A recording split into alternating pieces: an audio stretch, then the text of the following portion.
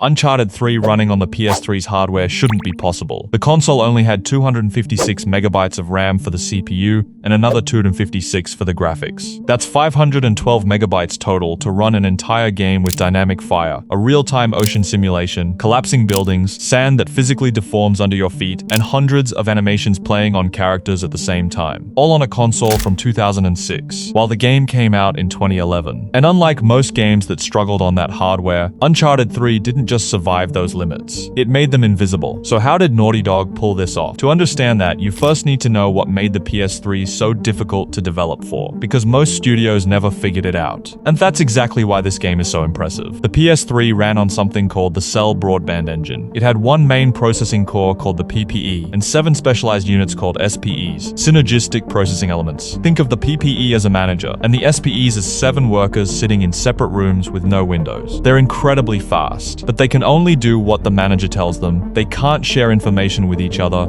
and they each have a tiny desk with barely any space to work on. So the manager has to plan every single task in advance, pass the right materials through a tiny slot in the door, collect the finished work, and move on to the next job. It's exhausting, and most developers just didn't bother. That's why games like Skyrim and Assassin's Creed ran worse on PS3 than on Xbox 360. They left those 7 workers sitting idle and put everything on the manager. But Naughty Dog, they put all 7 workers to use. By the time Uncharted 3 was in development, Naughty Dog had been working with the Cell for 4 years straight, since the original Uncharted in 2007. And with every game they released on PS3, they understood the hardware better. By Uncharted 3, they had rebuilt their engine so that every major system in the game ran on a separate SPE simultaneously. Physics on one, animations on another, particle effects, fire, smoke, sand, dust on another, visibility processing, which is figuring out what the game doesn't need to render, on another. All running at the same time, none of them waiting on each other. You can think of it as a kitchen where every chef is cooking a different dish at the exact same time, instead of one chef cooking everything one at a time. The food comes out faster, and at a scale that one chef could never match. Now let's talk about memory, because 512 megabytes is almost nothing for a game this size. And the PS3 made it even harder by splitting that memory into 2 separate pools, one for the CPU and one for the graphics chip, with no easy way to move data between them. You can think of it as having 2 wallets, with no bank in between. You have to plan every single purchase in advance, because you can't just move money from one to the other when you run out. So every texture, every character model, every sound effect had to be deliberately placed in the right pool, and managed carefully the entire time the game was running. To make this work, Naughty Dog used a system called Edge, which compressed everything in the game as tightly as possible. Textures, animations, geometry, audio, and then decompressed it in real time using the SPEs as the game ran. So instead of storing full, uncompressed data in memory, the game was constantly unpacking small compressed packages the moment they were needed. Think of it like traveling with vacuum-sealed bags. Everything is squeezed down to the smallest possible size for the journey, and only opened the moment you actually need it. And the SPEs were doing the unpacking non-stop in the background while you played. But that's just the first part, because the game also couldn't hold the entire world in memory at once. So Naughty Dog built a streaming system where the game was constantly reading the next section of the level from the Blu-ray disc as you move through it, and quietly discarding whatever was behind you. The disc was spinning the entire time, feeding new data into memory just fast enough to stay ahead of the player. And Blu-ray was a huge part of why this worked, because a single disc could hold around 50 gigabytes, which gave Naughty Dog enough space to store every environment, every animation,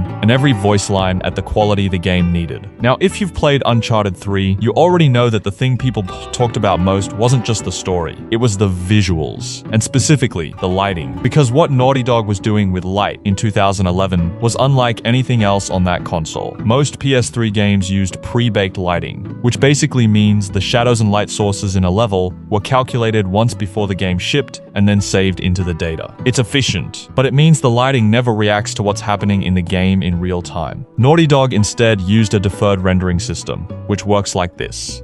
Instead of calculating how each light hits each surface one by one, the engine first builds a full blueprint of the scene. Every surface, every depth, every material, and then applies all the lighting to that blueprint in a single pass. It's like sketching out a whole room in pencil first, and then adding all the shading at once, instead of shading each individual object before moving on to the next. This meant Naughty Dog could have multiple dynamic light sources on screen at the same time. Torches, explosions, fire, sunlight.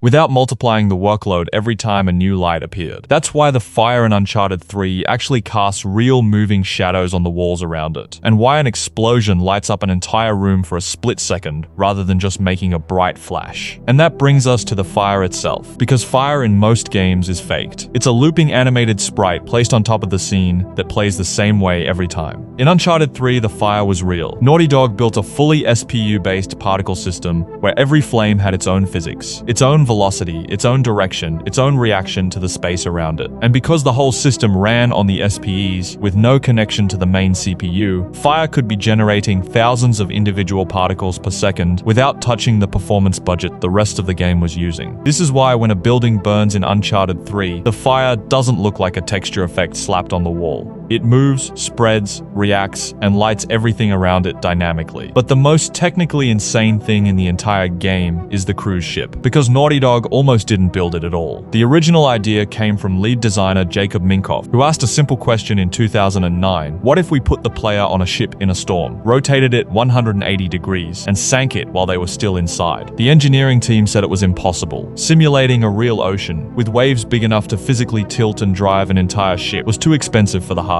So the plan was to fake it, pre-animate the ship movement, slap some water effects around it, and hope nobody noticed. But you guys know Naughty Dog, they always find a way. Their water engineers spent months building a brand new ocean system specifically for that sequence. Instead of running a full water simulation, which would have needed far more memory and processing power than the PS3 had, the system used mathematical formulas to calculate the height and movement of every point on the ocean surface in real time, on demand. So the ocean wasn't being simulated from scratch. It was being solved mathematically, frame by frame, using a fraction of the resources. And because it was real, it physically drove the ship. The ship wasn't playing an animation. It was actually being pushed by the wave data as it came in. So when the ship tilted, the water that rushed into the corridors moved in directions that made physical sense based on what the ocean was actually doing outside. When Naughty Dog showed this sequence internally for the first time, the reaction was the same across the whole studio. Nobody believed it was running in real time on PS3 hardware. And honestly, looking at it today, it still holds up. Now, alongside all of this technical engineering, Naughty Dog was also doing something that very few game studios had attempted. They were capturing performances like a real film production. For Uncharted 3, they built their own motion capture studio equipped with 86 infrared cameras, and they used it to record full scenes with all the actors performing together at the same time. Nolan North as Drake, Emily Rose as Elena, Richard McGonagall as Sully, all on the same stage, reacting to each other in real time, with body movement and dialogue captured simultaneously in a single take. It's the same way a movie is filmed, and that's why when Drake and Sully share a scene, the chemistry feels real, because it was real.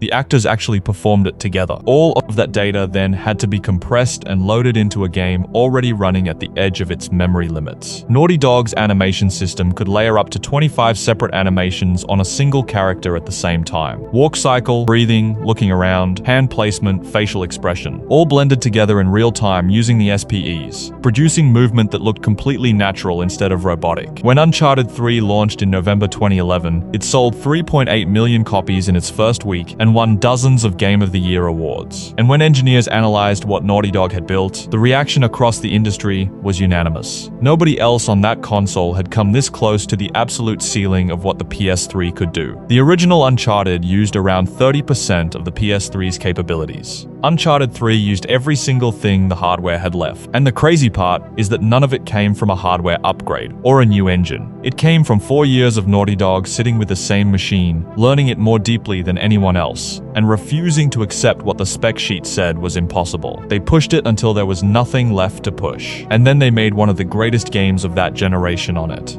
If you want to see how they took those same techniques even further with The Last of Us, then go watch that video right there. And if this kind of technical breakdown is what you're here for, make sure you subscribe because there's a lot more coming. Thanks for watching and see you next time.